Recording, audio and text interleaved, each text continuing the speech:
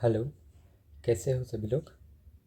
हमने already class 8 civics chapter 1 का the Indian constitution part 1 complete कर लिया है। पार्ट 1 काफ़ी ठीक ठाक रहा और पार्ट 2 को आने में काफ़ी ज़्यादा टाइम लग गया, उसके लिए वेरी सॉरी। बट आज पार्ट 2 को कवर करते हैं। अब पार्ट 1 में हमने ऑलरेडी काफ़ी सारी चीज़ें देखी थी कि कॉन्स्टिट्यूशन क्या होता है, कॉन्स्टिट्यूशन के क्या फंक्शन है एंड ऑल। अब आज की वीडियो में कॉन्स्टिट्यूशन के की फीचर्स रहने वाले हैं। जैसे कॉन्स्टिट्यूशन के की फीचर्स में शामिल है सबसे पहले federalism, parliamentary form of government, separation of powers, fundamental rights and secularism. ये कुछ की फीचर्स हैं जो इसमें कवर होंगे। बाकी इसके अलावा भी कॉन्स्टिट्यूशन के और की फीचर्स है, बट इन वीडियोस में भी जस्ट इतने से ही की फीचर्स कवर होने वाले हैं।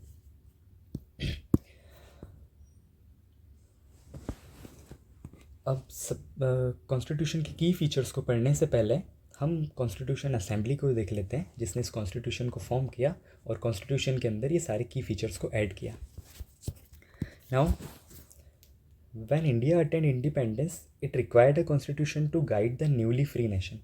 जब भारत को इंडिपेंडेंस मिली, जब भारत को आज़ादी मिली, तो भारत को एक कॉन्स्टिट्यूशन की ज़रूरत थी ताकि इस फ्री नेशन को गाइड किया जा सके। भारत को आज़ादी के बाद एक ऐसा कॉन्स्टिट्यूशन चाहिए जो भारत को आगे की राह दिखा सके, आगे देश में क्या होगा, कैसे होगा, कौन से नियम चलेंगे, उन सारी चीज़ों को समझने के लिए भारत को एक अच्छे कॉन्स्टिट्यूशन की ज़रूरत थी। The struggle for independence had involved people from all sections of society and therefore the meaning of freedom varied for different groups. अब क्योंकि जो भारत के फ्रीडम स्ट्रगल्स रहे हैं, उन फ्रीडम स्ट्रगल्स में सोसाइटी के डिफरेंट डिफरेंट सेक्शंस से काफ़ी सारे लोगों ने पार्टिसिपेट किया। अब जो सोसाइटी के अलग अलग सेक्शन से सभी के हिसाब से फ्रीडम की डेफिनेशन अलग है। सभी को लगता है कि जो फ्री नेशन होगा वो अलग होगा। इसमें लाइक एग्जाम्पल के लिए देखा जाए तो for women who had been denied social participation, independence symbolized hope for equality and dignity. अब वुमेंस के लिए अगर देखा जाए तो जो वुमेंस हैं उनको काफ़ी लंबे टाइम से सोशल पार्टिसिपेशन से बाहर रखा गया था। सोसाइटी में उनकी वैल्यू को थोड़ा कम रखा गया था, बिकॉज हमारी इंडियन सोसाइटी ऑलरेडी आपको पता है कि पेट्रियार्कियल सोसाइटी है। सो दैट्स वाई वुमेंस को लगता था कि independency symbolised hope for equality and dignity. Women's के हिसाब से इंडिपेंडेंसी का मतलब है कि अब वुमेंस को इक्वालिटी मिलेगी एंड डिग्निटी मिलेगी। For peasants it meant liberation from the operations of landlords. किसानों के हिसाब से आज़ादी का मतलब था लैंडलॉर्ड्स के अत्याचारों से आज़ादी मिलना। For the lower caste it represented the promise of social justice and equal status. Lower class के लोगों के हिसाब से आज़ादी का मतलब समझे तो सोसाइटी में इक्वल स्टेटस मिलना और सोसाइटी में इक्वल जस्टिस मिलना। Hence, the makers of constitution had to exercise great care while drafting it, ensuring that it reflected the aspirations of all citizens. अब कॉन्स्टिट्यूशन को बनाने वाले लोगों ने कॉन्स्टिट्यूशन को बनाते समय सारी बातें ध्यान में रखी।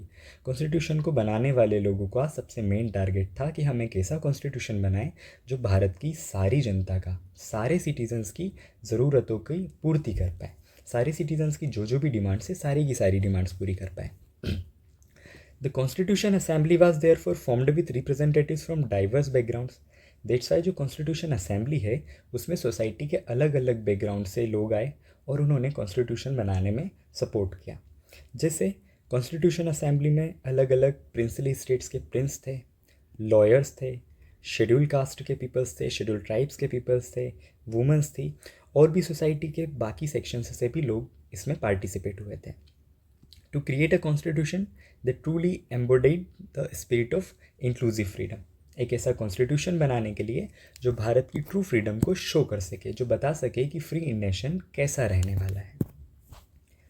Now the Constitution Assembly of India. So during the freedom struggle, the nationalists had devoted a great deal of time to imagining and planning what a free India would be like. Bharat के freedom struggles के दौरान जो freedom fighters थे, जो nationalist थे, उन्होंने काफ़ी कुछ इमेजिन किया, काफ़ी कुछ प्लानिंग बनाया कि फ्री इंडिया कैसा रहेगा, फ्री इंडिया कैसा दिखेगा। Constitution assembly was formed in 1946 under the cabinet mission plan. British government का एक कैबिनेट मिशन प्लान था जिसके अंडर में 1946 में कॉन्स्टिट्यूशन असेंबली फॉर्म होती है। Assembly had 389 members in total. India और पाकिस्तान के पार्टीशन से पहले इस असेंबली में टोटल 389 मेंबर्स थे, बट इंडिया और पाकिस्तान का पार्टिसिपेशन 1947 में होता है, और 1947 के पार्टिसिपेशन के बाद भारत वाली कॉन्स्टिट्यूशन असेंबली में जस्ट 299 मेंबर्स बचते हैं, एंड जो मुस्लिम लीग वाले मेंबर्स थे वो सब पाकिस्तान की कॉन्स्टिट्यूशन असेंबली में शामिल हो जाते हैं। The assembly included representatives from different religions, caste and professions. अब अपन ने पिछली वाली स्लाइड्स में भी यही वाली बात पढ़ी कि जो कॉन्स्टिट्यूशन असेंबली है उसमें अलग अलग टाइप के लोग थे, जैसे अलग अलग रीजन से लोग थे, अलग अलग रिलीजन के लोग थे, डिफरेंट कास्ट के लोग थे, एंड डिफरेंट प्रोफेशंस वाले लोग थे। जैसे इसमें लॉयर्स थे, टीचर्स थे, social workers, women, schedule caste, schedule tribes, princely states, ये सभी लोग इस कॉन्स्टिट्यूशन असेंबली का हिस्सा बने ताकि ये अपने अपने एरिया का या अपने अपने सेक्शन ऑफ सोसाइटी की बात को कॉन्स्टिट्यूशन असेंबली के सामने रख सकें और अपनी सोसाइटी की आज़ादी को लेकर के जो भी डेफिनेशन है उस डेफिनेशन को पूरा कर सकें। Notable members included doctor Rajendra Prasad, जो इस कॉन्स्टिट्यूशन असेंबली के प्रेसिडेंट रहे, then doctor B.R. Ambedkar, chairman of drafting committee रहे, जवाहरलाल नेहरू, सरदार वल्लभ भाई पटेल, मौलाना अबुल कलाम आज़ाद और भी बाकी काफ़ी सारे लोग। देन इन सारे लोगों ने मिलकर के कॉन्स्टिट्यूशन को फॉर्म किया। कॉन्स्टिट्यूशन फाइनली 26 नवंबर 1949 को बन करके रेडी हो जाता है, एंड इस दिन कॉन्स्टिट्यूशन असेंबली कॉन्स्टिट्यूशन को अडॉप्ट करती है, एंड 26 जनवरी 1950 को कॉन्स्टिट्यूशन इफेक्ट में आता है, कॉन्स्टिट्यूशन लागू हो जाता है। पूरे देश में संविधान का पालन 26 जनवरी 1950 से होना शुरू हो जाता है। दैट्स से हम 26 जनवरी 1950 को as a republic day celebrate करते हैं। नाउ की फीचर्स की तरफ ही चलते हैं। तो फर्स्ट की फीचर था हमारा फेडरलिज्म, है ना। फेडरलिज्म में एंट्री करते हैं। What is federalism? So this refers to the existence of more than one level of government in the country. इसका मतलब है किसी देश में एक से ज़्यादा लेवल की गवर्नमेंट्स होना। एक से ज़्यादा लेवल की गवर्नमेंट क्या होता है? तो इंडिया की गवर्नमेंट को देखा जाए तो इंडिया में एक तो यूनियन गवर्नमेंट है जिसको अपन सेंट्रल गवर्नमेंट बोलते हैं या फिर प्राइम मिनिस्टर वाली गवर्नमेंट बोलते हैं। इस यूनियन गवर्नमेंट्स के ही पार्ट्स होते हैं Lok Sabha and Rajya Sabha, and including president also. Overall बोला जाए तो जो भारत का पार्लियामेंट है दैट इज़ यूनियन गवर्नमेंट, जो पूरे के पूरे देश को कंट्रोल करता है, पूरे के पूरे देश के लिए लॉज बनाता है। देन इंडिया में हर एक एक स्टेट के लिए अलग अलग स्टेट गवर्नमेंट्स भी होती है जो अपने अपने स्टेट्स को इंडिविजुअली हैंडल करती है, जिसमें चीफ मिनिस्टर इंक्लूड होते हैं या फिर इसको हम विधानसभा भी बोल सकते हैं। In Hindi Vidhan Sabha and in English legislative assembly. Then आती है लोकल गवर्नमेंट। लोकल गवर्नमेंट मतलब नगर पालिका, महानगर पालिका एंड पंचायत, ये सब कुछ लोकल गवर्नमेंट का पार्ट है। In India we have government at the state level and at the centre. अब अगर भारत में देखा जाए तो भारत में सेंटर लेवल पे गवर्नमेंट है, भारत में स्टेट लेवल पे गवर्नमेंट है। ये मेनली कॉन्स्टिट्यूशन बनने के टाइम पे हुआ था। कॉन्स्टिट्यूशन जब बना तो सिर्फ इन दोनों लेवल्स पे गवर्नमेंट होती थी, एक सेंटर लेवल पे एंड एक स्टेट लेवल पे। बट भारत की आज़ादी के काफ़ी टाइम बाद गवर्नमेंट में थर्ड टीयर आया, तीसरी लेवल आई गवर्नमेंट की, दैट इज़ लोकल गवर्नमेंट, जिसको पंचायती राज सिस्टम भी बोलते हैं। इस पंचायती राज सिस्टम के थ्रू भारत में पंचायतों का गठन हुआ, नगर पालिका का गठन हुआ और इसी तरीके से लोकल गवर्नमेंट फॉर्म हुई। नेक्स्ट फीचर आता है कॉन्स्टिट्यूशन का, parliamentary form of government. The parliamentary form of government is a system in which the people elect the parliament and the parliament chooses the prime minister and council of ministers to run the country. Parliamentary form of government का मतलब है कि ये एक ऐसा system है जहाँ पे लोग पार्लियामेंट को इलेक्ट करते हैं एंड बाद में पार्लियामेंट अपना प्राइम मिनिस्टर चूज़ करती है, then prime minister and parliament मिल करके काउंसिल ऑफ मिनिस्टर्स को सिलेक्ट करते हैं एंड ये सारे लोग एट लास्ट कंट्री को रन करते हैं। फिर से देखते हैं पार्लियामेंट्री फॉर्म ऑफ गवर्नमेंट क्या है।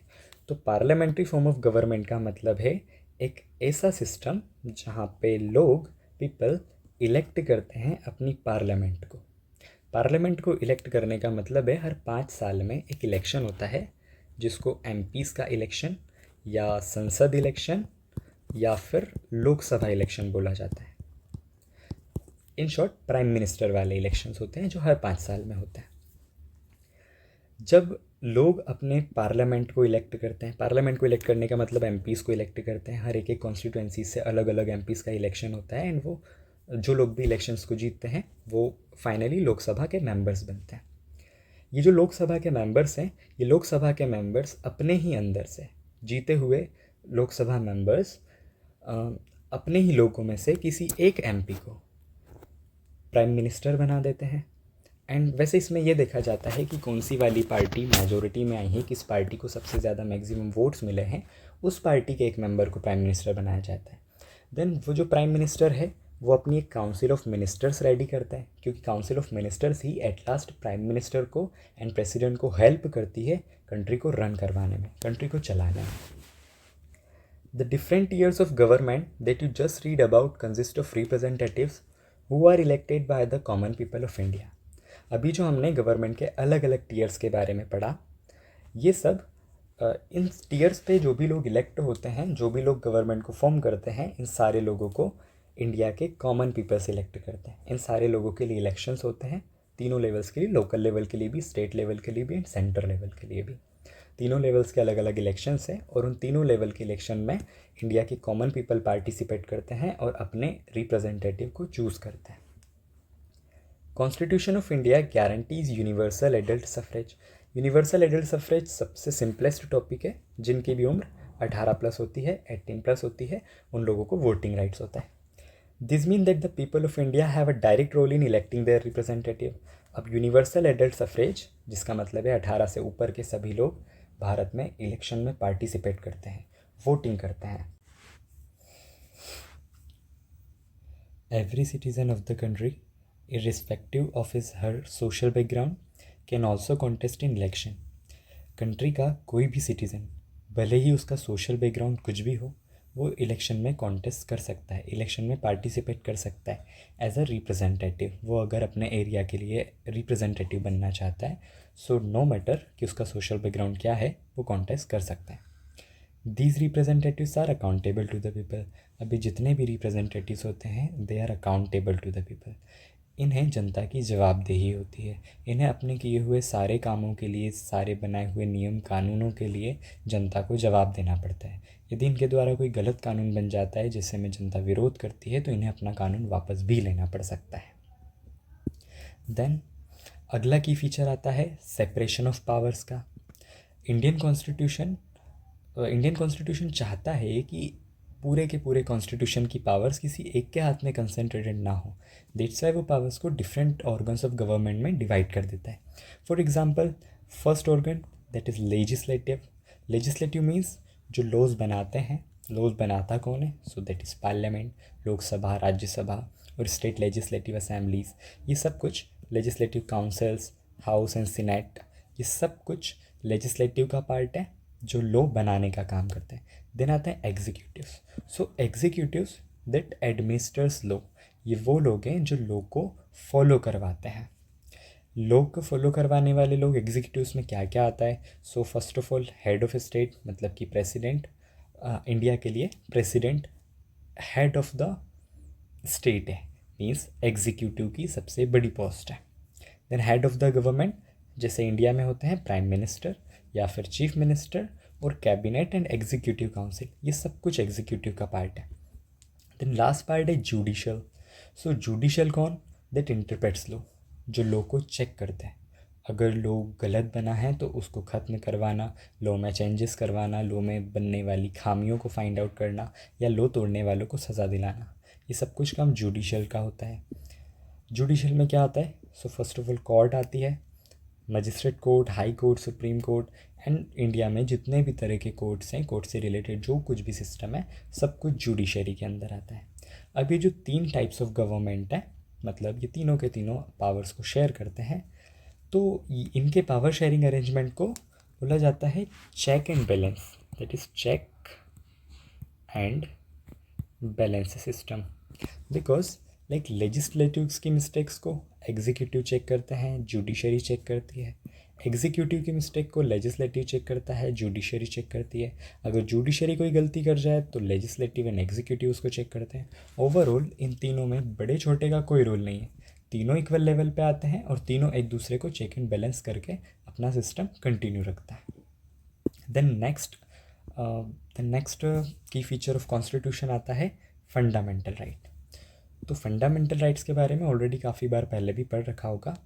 Fundamental rights are the basic human rights guaranteed to all citizens of India under part 3 of constitution from article 12 to 35. ये जो फंडामेंटल राइट्स हैं ये कॉन्स्टिट्यूशन के पार्ट 3 में आर्टिकल 12 to 35 तक आते हैं. फंडामेंटल राइट्स इंडियन सिटीजन्स को प्रोटेक्शन देते हैं गवर्नमेंट के अगेंस्ट. इसके अलावा कॉन्स्टिट्यूशन माइनॉरिटीज़ को मेजॉरिटीज़ के अगेंस्ट भी प्रोटेक्शन देने का काम करते हैं. अब करंट टाइम में इंडियन कॉन्स्टिट्यूशन में 6 फंडामेंटल राइट्स हैं. First, right to equality article 14 to 18. Then right to freedom article 19 to 22. Then right against exploitation article 23 to 24. Then right to freedom of religion article 25-28. Then cultural and educational rights article 29-30 and constitutional remedies article 32 to 35. ये article number 12 से लेकर article number 35 तक, article 12 to article 35 Indian constitution के अंदर fundamental rights given होते हैं. अब इन सारे फंडामेंटल राइट्स को एक एक करके थोड़ा सा डिटेल में समझने की कोशिश करते हैं. जैसे सबसे पहला फंडामेंटल राइट है right to equality. Equality means equality. So all persons are equal before the law. India में रहने वाले सारे लोग लॉ के सामने इक्वल हैं. इसका क्या मतलब है? This means that all persons shall be equally protected by the law of the country. हमारे देश का जो लॉ है, हमारे देश का जो कानून है, वो भारत में रहने वाले सारे सिटीजन्स को इक्वल प्रोटेक्शन देगा. It also states that no citizen can be discriminated against on the basis of their religion, caste और सेक्स. इसका ये मतलब भी है कि भारत में किसी भी व्यक्ति को उसके धर्म, जाति या लिंग के आधार पर डिस्क्रिमिनेट नहीं किया जा सकता, उसके साथ भेदभाव नहीं किया जा सकता. Every person has access to all public places including play grounds, hotels, shops, etc. Bharat में रहने वाले सारे नागरिकों को सारी पब्लिक प्लेसेस तक जाने का राइट है. सारी पब्लिक प्लेसेस जैसे कि प्ले ग्राउंड में जाने का, होटल्स में जाने का, शॉप्स में, शॉपिंग मॉल्स में जाने का right. The practice of untouchability has also been abolished. अब इसी राइट टू इक्वालिटी के अंदर में प्रैक्टिस ऑफ अनटचेबिलिटी आती है. What is untouchability? So older time में इंडिया में अनटचेबिलिटी काफ़ी ज़्यादा प्रैक्टिस में थी. लाइक जो लोअर कास्ट पीपल्स हैं उन्हें अपर क्लास के लोग टच करने से बचते थे, उन्हें अनटचेबल मानते थे. तो वो जो अनटचेबल वाला प्रथा भारत में पहले से चल रहा था उसको राइट टू इक्वालिटी ने प्रोहिबिटेड किया हुआ है, उसके लिए मना किया हुआ है. अगर अनटचेबिलिटी जैसी कोई प्रैक्टिस अभी भी करता हुआ मिलता है तो ऐसी कंडीशन में जो माइनॉरिटी वाला पर्सन है, लोअर कास्ट पर्सन है, वो कोर्ट जा कर के केस फाइल कर सकता है. देन नेक्स्ट फंडामेंटल राइट आता है right to freedom. This includes the right to freedom of speech and expression. Right to freedom का सबसे पहला राइट है freedom of speech and expression. हमारी बातें बोलने का, हमारी बातें समझाने का अधिकार. The right to form associations, बड़े बड़े ग्रुप्स, एसोसिएशंस, NGOs और जाति के अकॉर्डिंग ग्रुप, धर्म के अकॉर्डिंग ग्रुप्स, ये सब कुछ बनाने का right. Then right to move freely and reside in any part of the country. Bharat की जितनी भी बाउंड्री है उस एरिया के अंदर कहीं पर भी घूमने का, कहीं पे भी मूव करने का और कहीं पे भी अपना घर बना करके रहने का right. That is also a right to freedom. Right to practice any profession, occupation और बिजनेस. हमारी मर्ज़ी से किसी भी प्रोफेशन को, किसी भी ऑक्यूपेशन को या किसी भी बिज़नेस को चूज़ करने का right. That is also right to freedom. ये कुछ प्रकार की आज़ादियाँ हैं जो आज अपन देख रहे हैं. इसके अलावा भी और कुछ आज़ादियाँ कॉन्स्टिट्यूशन प्रोवाइड करता है राइट टू फ्रीडम के अंडर ही.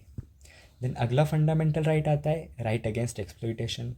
तो भारत में काफ़ी लंबे टाइम दास प्रथा भी रही.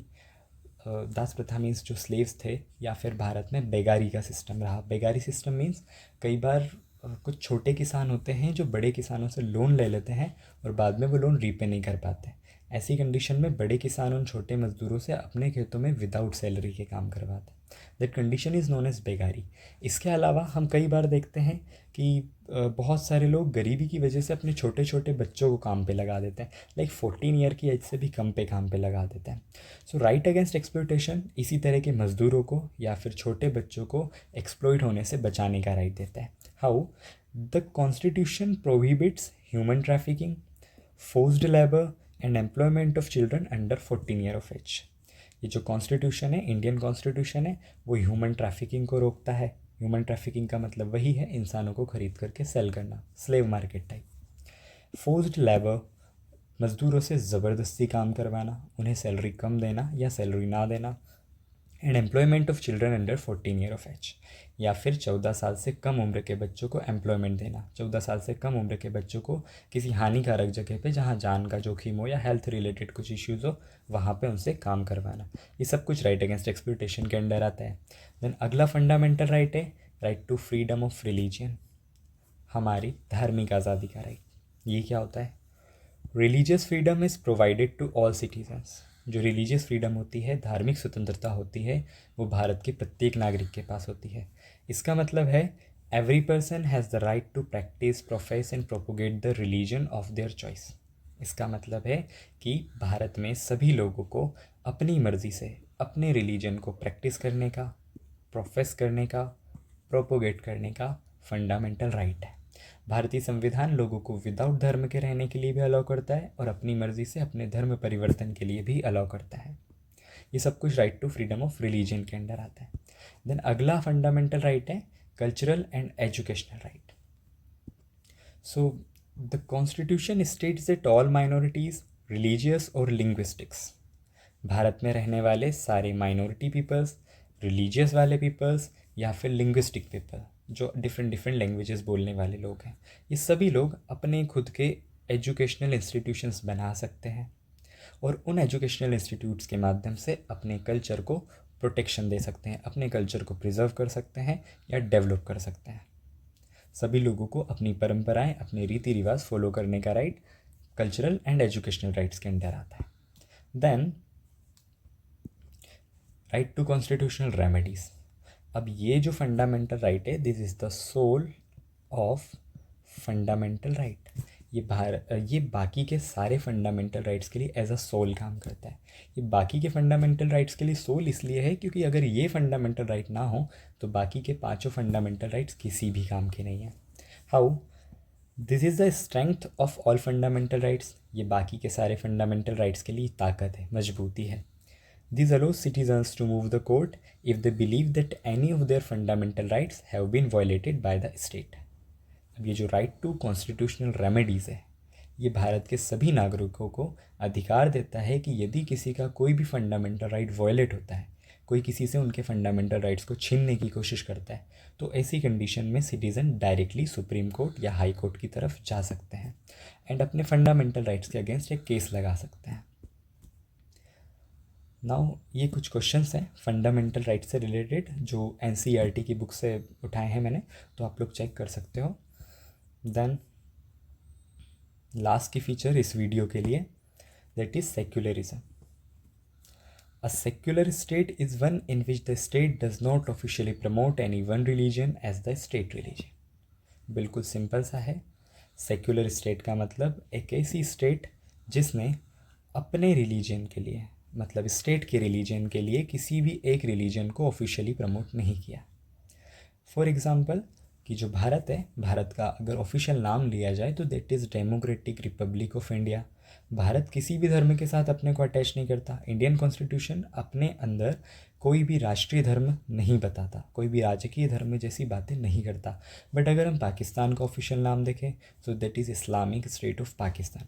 दैट क्लियरली डिफाइंस कि पाकिस्तान इस्लाम धर्म को प्रमोट करता है। लाइक दिस, इस तरीके से और बहुत सारी कंट्रीज़ होती हैं जिनके अपने कुछ नाम होते हैं जो किसी रिलीजन को प्रमोट करते हुए हो सकते हैं। तो इंडिया का जो नाम है that is democratic Republic of India. It means ये किसी भी धर्म को प्रमोट नहीं करता। इंडियन कॉन्स्टिट्यूशन की नज़र में इंडिया के सारे धर्म इक्वल हैं। सो सेक्युलरिज्म के बाद आता है कुछ भी नहीं। चैप्टर फिनिश हो गया है। सो वेरी थैंक यू इतना लंबा वीडियो देखने के लिए। बाय।